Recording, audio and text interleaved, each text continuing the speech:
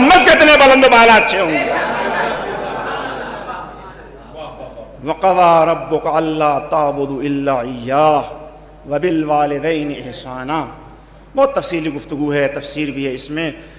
میں ایک جملہ اور یہاں پہ عرض کروں کہ اللہ تبارک و تعالیٰ اپنے ان بندوں کو دوست رکھتا ہے. میں نے ایک جملہ بھی عرض کیا کہ ایک جگہ آئے کریمہ میں وحسنوں کا لفظ آیا ہے، لیکن اس سے پہلے تقوی کا اور تقوی سے پہلے ایمان کا، یعنی پہلے ایمان لے کے آؤ، اس کے بعد تقوی الہی اختیار کرو، اس کے بعد احسان کرو.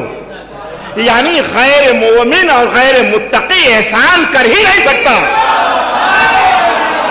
کبھی بھی غیر مومن اور غیر متقی سے احسان کی توقع نہ رکھو، کبھی بھی احسان کی توقع نہ رکھو. صلوات پڑھ دیں محمد وآل محمد.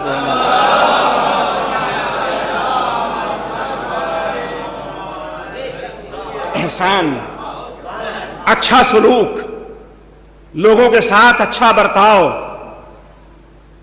یہ چیز جسے حقوق الناس میں بھی شمار کیا گیا ہے ایک عنوان سے. بعض لوگ یہ تصور کرتے ہیں کہ نماز، روزہ، حج، زکوٰۃ نہیں، اس سے اہم بعض موقعوں پر یہ حق الناس ہو سکتا ہے اور ہے. میرے پاس چند روایتیں ہیں جو میں آپ کی خدمت میں عرض کر رہا ہوں. یہ ہے انڈیا کے پرانے انویسٹنگ کی دنیا. چھٹے امام مصطفی نعت حضرت امام جعفر صادق علیہ السلام مکے میں ہیں، اصحاب کا مجمع ہے. ایک شخص آتا ہے اور عرض کرتا ہے یا ابن رسول اللہ میرے پاس کوئی سواری کا انتظام نہیں ہے، میں مدینے جانا چاہتا ہوں. امام نے اپنے ایک صحابی کو بلایا اور کہا جاؤ اس کے لیے سواری کا انتظام کرو. وہ ان کو لے کے گیا، سواری کا انتظام کر کے واپس آیا. امام نے پوچھا، اس نے بتایا کہ مولا میں نے سواری کا انتظام کر دیا ہے.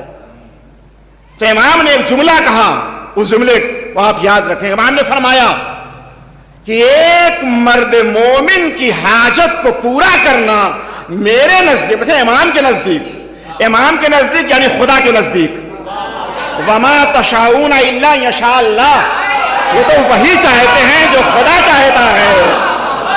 یعنی اگر امام چاہتے ہیں تو خدا چاہتا ہے، امام کہہ رہے ہیں تو خدا کہہ رہا ہے.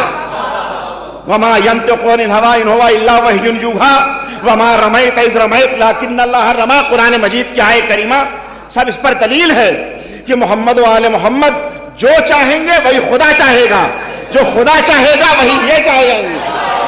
توجہ ہے.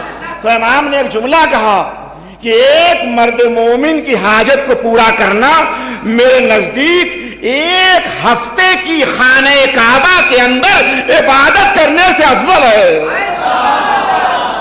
صلوات پڑھ دے محمد و آل محمد پر بلند آواز. اور اسی سے ملتا جلتا بس دو واقعے کی جانب 2 منٹ کے اندر اشارہ کروں میں. امام علیہ السلام خانہ کعبہ کے اندر ہیں، اور یہ روایت رسول اکرم سے بھی ہے، شاید آپ نے سنی ہوگی. بطور مثال اور شہادت کے طور سے میں یہاں پہ آپ کے سامنے عرض کر رہا ہوں کہ معصوم خانہ کعبہ کے اندر ہیں، معصوم طواف کر رہے ہیں معصوم. اور طواف کرتے کرتے ایک بڑا معصوم کی نظر پڑی، ایک دیکھا شخص بہت ہی پریشان حال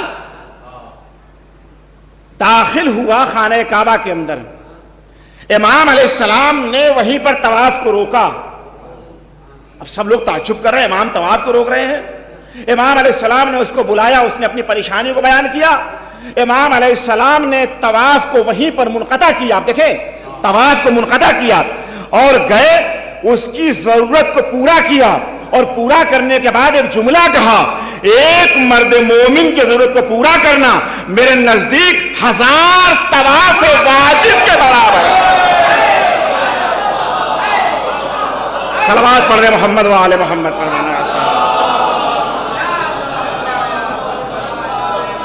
1000 طواف واجب کے برابر ہے.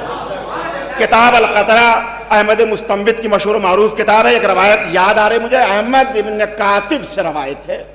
وہ کہتے ہیں کہ میں کسی امام کے ساتھ حج پہ جا رہا تھا, اور جب حج پہ جا رہا تھا راستے میں نے ایک خاتون کو دیکھا, مزبلہ یعنی جسے آپ یہ گھور کہے, وہاں سے خاتون کو دیکھا کچھ تلاش کر رہی ہیں. میں نے قافلے کو وہیں پر رہا کیا اور خاتون کی جستجو میں آیا. میں نے کہا کیا تلاش کریں؟ کہا کہ اب یہ حالت ہو گئی ہے کہ میرے اوپر استرار کی حالت میں مردار بھی حلال ہو گیا ہے کھانا. زندگی کا سوال ہے, بہت مختصر میں کروں واقعے کو. اس کے بعد انہوں نے اپنی پوری زادراہ جو اپنے ساتھ لے کے جا رہے تھے حج پہ, خاتون کو دے دی. قافلہ چلا گیا, یہ واپس چلے آئے.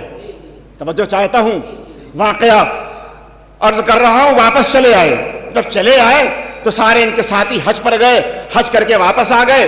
وہ لوگ حج سے واپس آئے تو اب احمد کاتب کو مبارکباد دے رہے ہیں, مبارک ہو, ہم نے تم کو صفا میں دیکھا, کوئی کہہ رہا ہے تمہیں مروہ میں دیکھا, کوئی کہہ رہا ہے تمہیں طواف کرتے ہوئے دیکھا, کوئی ہم نے تم کو ذبح کرتے ہوئے دیکھا. یہ تعجب کر رہے ہیں کہ میں تو حج پہ گیا نہیں, میں تو واپس چلا. یہ لوگ مجھے مبارک دے رہے, پریشان. امام کے پاس گئے, کہا تم نے کچھ کیا؟ اب انہوں نے واقعہ بتایا کہ میں نے خاتون کے ساتھ ایسا سلوک کیا. امام نے فرمایا اللہ نے اس عمل کے بدلے میں تمہاری صورت میں فرشتے کو پیدا کیا جس نے تمہاری طرف پہ حج کیا, اور وہ قیامت تک حج کرتا رہے گا اور اس کا ثواب تمہارے ناموں میں آتا رہے گا. صلوات پڑھ دے محمد و آل محمد.